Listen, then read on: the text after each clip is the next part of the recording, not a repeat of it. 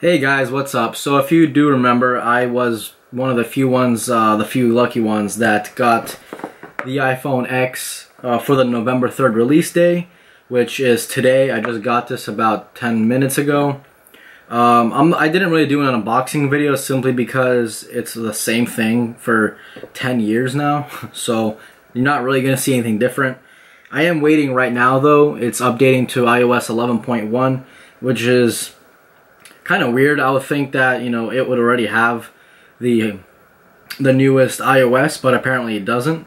So I am waiting right now. My first impressions were this thing has weight to it. I'm actually really impressed. I do love that extra weight. I mean, you can definitely tell the weight between the Plus and the 10. I mean, even the actual size is a big difference. I mean, this thing is colossal compared to this. In the space gray, apparently, you know, it's called the space gray, but guys, it's black. It's black. So if you guys wanted a black iPhone, you got a black iPhone. This is not space gray. This is not space gray. This is straight up black. So I love it. Again, I'm waiting.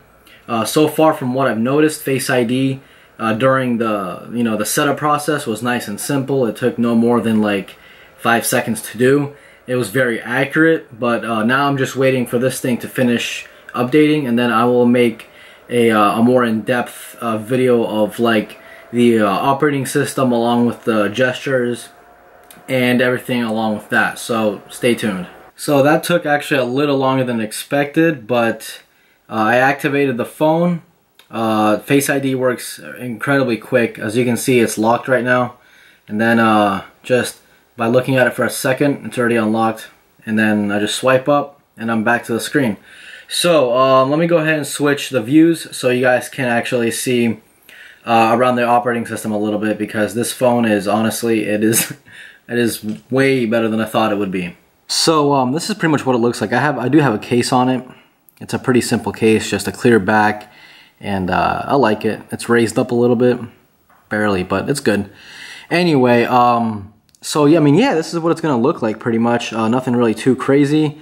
I did hear a lot of people say that, you know, you swipe down from here to get to one setting, and then you swipe down from here to get to the other, but that's not correct. You can swipe down from the middle and get the same exact setting as if you were to swipe down from the right. So same thing, those notifications just came in coincidentally, so that's why it looks like that. But yeah, this is pretty much a setting to over here.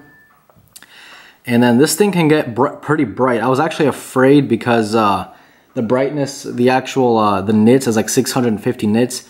I thought it wouldn't be that bright, but this is actually really bright. Like, this is, if you compared it to the iPhone 7 Plus, this is really bright. I like it.